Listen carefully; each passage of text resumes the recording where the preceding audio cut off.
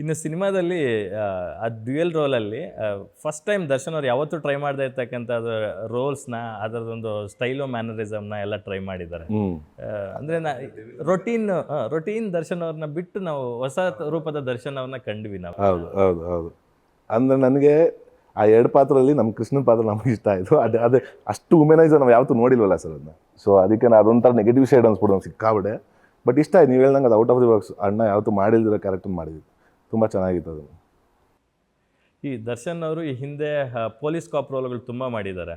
So Airavata ಸಿನಿಮಾದಲ್ಲಿ ನೋಡಿದಾಗ perfect police ಕಾಪ್ ಅಂತ ಅನಿಸುತ್ತೆ.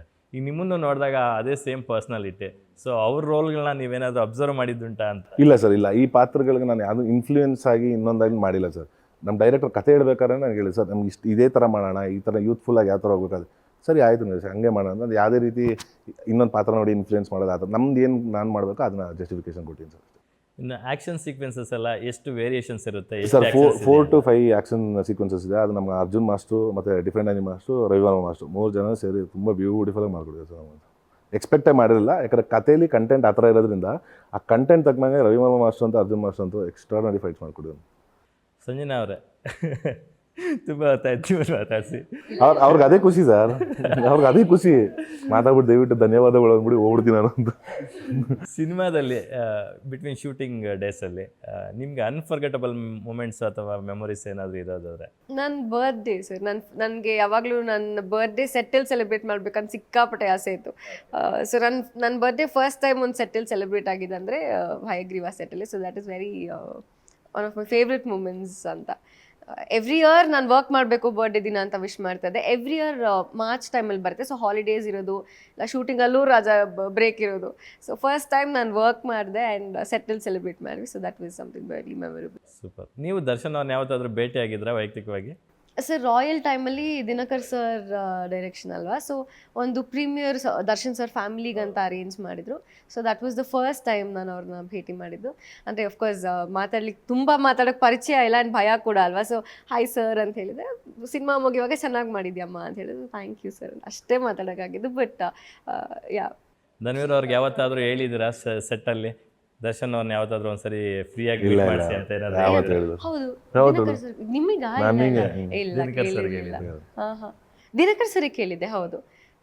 ಸೊ ಧನ್ವೀರ್ ಅವ್ರನ್ನ ನಾನು ಕೇಳಿರಲಿಲ್ಲ. ಆ್ಯಂಡ್ ಪ್ರೀಮಿಯರ್ ಆಫ್ಕೋರ್ಸ್ ಅವ್ರನ್ನ ಫಸ್ಟ್ ಟೈಮ್ ನೋಡಿದ್ದು. I was definitely very happy. ಅಂದರೆ ತುಂಬ ಕೇಳಿರ್ತೀವಿ ಅಷ್ಟೇ ಅಲ್ವಾ, ಬಟ್ ಎಲ್ಲೂ ಸರ್ನ ನಾನು ಇವೆಂಟ್ಸ್ ಕಡಿಮೆ ಹೋಗೋದು ಆ್ಯಂಡ್ ಸರ್ನ ಕೂಡ ತುಂಬ ಇವೆಂಟ್ಸಲ್ಲಿ ನಾವು ನೋಡಲ್ಲ, ಅಂದರೆ ಅವಾರ್ಡ್ ಶೋಸ್ ಆ ಥರ ಎಲ್ಲದು. ಸೊ ಎಲ್ಲೂ ಮೀಟ್ ಮಾಡೋಕ್ಕೆ ನನಗೆ ಸಿಕ್ಕಿರಲಿಲ್ಲ. ಸೊ ಫಸ್ಟ್ ಟೈಮ್ ಅವ್ರನ್ನ ಪ್ರೀಮಿಯರ್ ಶೋಲ್ಲೇ ನೋಡಿದ್ದು ನಾನು. ಸೂಪರ್. ಇದೇ 21st ಈವ್ನಿಂಗ್ ಮಂಡ್ಯದಲ್ಲಿ, ಸಕ್ಕರೆ ನಾಡು ಮಂಡ್ಯದಲ್ಲಿ ಹಯಗ್ರೀವ ಟ್ರೈಲರ್ ಲಾಂಚ್ ಇವೆಂಟ್ ಆಗ್ತಾ ಇದೆ. ಅಗೈನ್ ವಿಜಯಲಕ್ಷ್ಮಿ ದರ್ಶನ್ ಅವರು ಮತ್ತು ವಿನೀಶ್ ದರ್ಶನ್ ಅವರು ಚೀಫ್ ಗೆಸ್ಟ್ ಆಗಿ ಬರ್ತಾ ಇದ್ದಾರೆ. ಸೊ ಎಷ್ಟು ಖುಷಿ ಆಗುತ್ತೆ ನಿಮಗೆ? ತುಂಬ ಖುಷಿ ಆಗುತ್ತೆ. ಅವತ್ತು ಕೂಡ ರಾಯಲ್ಗೆ ವಿಜಯಲಕ್ಷ್ಮಿ ಮ್ಯಾಮ್ ಅವ್ರು ಬಂದಿದ್ದರು. ಸೊ ಅವತ್ತಿಗೂ ಕೂಡ ಸಪೋರ್ಟ್ ಮಾಡ್ತಾಯಿದ್ರು ಅವರು. ಆ್ಯಂಡ್ ಇವತ್ತು ಕೂಡ ಹಯಗ್ರೀವಾಗಿ ಬಂದು ಬ್ಲೆಸ್ ಮಾಡ್ತಾಯಿದ್ರು. So very very happy. And ಮಂಡ್ಯಕ್ಕೆ ಬರ್ತಾಯಿದ್ವಿ 21ನೇ ತಾರೀಕು.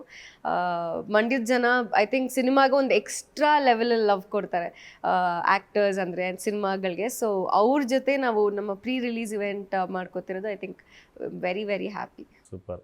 ಧನ್ವೀರ್ ಅವರೇ, ಟ್ರೈಲರ್ ಲಾಂಚ್ ಇವೆಂಟ್ ಬಗ್ಗೆ ಮಾತಾಡೋದಾದರೆ, ಯಾಕಂದರೆ ಮಂಡ್ಯ ತುಂಬ ಸ್ಪೆಷಲ್ ದರ್ಶನ್ ಅವ್ರಿಗಾಗಲಿ ನಿಮ್ಗಾಗಲಿ ಎಲ್ಲನೂ. ಮಂಡ್ಯ ಅಂತಂದ್ರೆ ಒಂಥರ ಇಲ್ಲ ಸರ್, ಅಲ್ಲಿ ನಾನು ಮನೆ ಥರ ಫೀಲ್ ಮಾಡೋ ಒಂದು ಲೊಕೇಶನ್, ಜನ. ಅಲ್ಲಿ ನನ್ನ ಸಿನಿಮಾದ ಯಾವುದೇ ರೀತಿ ಕಾರ್ಯಕ್ರಮ ಇದುವರೆಗೂ ಮಾಡಿರಲಿಲ್ಲ.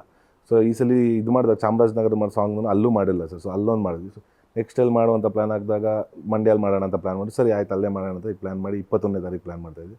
ಸೊ ಅದೇ ಅಕ್ಕನ ವಿನೀಶ್ ಅವ್ರನ್ನ ಕೇಳಿ ಒಂಚೂರು ಕನ್ವಿನ್ಸ್ ಮಾಡಿ ಪಾಪ ಸಿಚುವೇಶನ್ ನಾವು ಕೇಳೋ ತಪ್ಪಾಗುತ್ತೆ ಸರ್ ಈ ಟೈಮಲ್ಲಿ. ನಾನು ಯಾವತ್ತೂ ಕೇಳಿಲ್ಲ, ಇಷ್ಟು ದಿನದಲ್ಲೂ ಸರ್ ನಾನು ಅಣ್ಣನ ಬನ್ನಿ ಅಂತ ನಾನು ಕರೆದಿಲ್ಲ.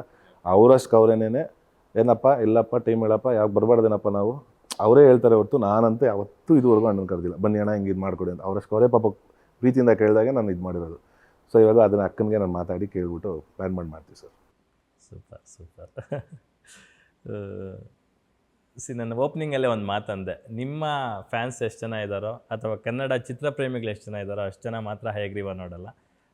ಬಹುತೇಕ ದರ್ಶನ್ ಅವರ ಅಭಿಮಾನಿಗಳೆಲ್ಲನೂ ಈ ಸಿನಿಮಾ ನೋಡ್ತಾರೆ ಅಂತ. ನೀವೇನೇ ಒಂದು ಟೀಸರ್ ಹಾಕಿದಾಗ ಅಥವಾ ಒಂದು ಪೋಸ್ಟ್ ಹಾಕಿದಾಗ ತುಂಬ ಜನ ಆರ್ಗ್ಯಾನಿಕಾಗಿ ಕಮೆಂಟ್ಸ್ ಮಾಡ್ತಾ ಇರ್ತಾರೆ. ಸೊ ದರ್ಶನ್ ಅವರ ಅಭಿಮಾನಿಗಳ ಬಗ್ಗೆ ಹೇಳೋದು? ಇಲ್ಲ ಸರ್, ಅವ್ರು ಮಾತ್ರ ಸರ್ ನಿಜವಾಗ್ಲೂ ಅಣ್ಣನ ಎಷ್ಟು ಪ್ರೀತಿ ಮಾಡ್ತಾರೋ ಅಣ್ಣನ ಸೆಲೆಬ್ರಿಟೀಸು ಅಷ್ಟೇ ಪ್ರೀತಿನ ನಮ್ಮ ಪಿಕ್ಚರ್ಗಳು ಬಂದಾಗ ಈ ವಾಮನ ಟೈಮಿಂದ ಹಿಡ್ಬೋದು ಸರ್ ಅದೇ ರೀತಿ ಎತ್ಕೊಂಡು ಮೆರೆಸ್ತಾ ಇದ್ದಾರೆ. ಸೊ ಯಾವತ್ತೂ ಚಿರಋಣಿ ಆಗುತ್ತೆ ಸರ್ ಅವ್ರ ಮಾತ್ರ.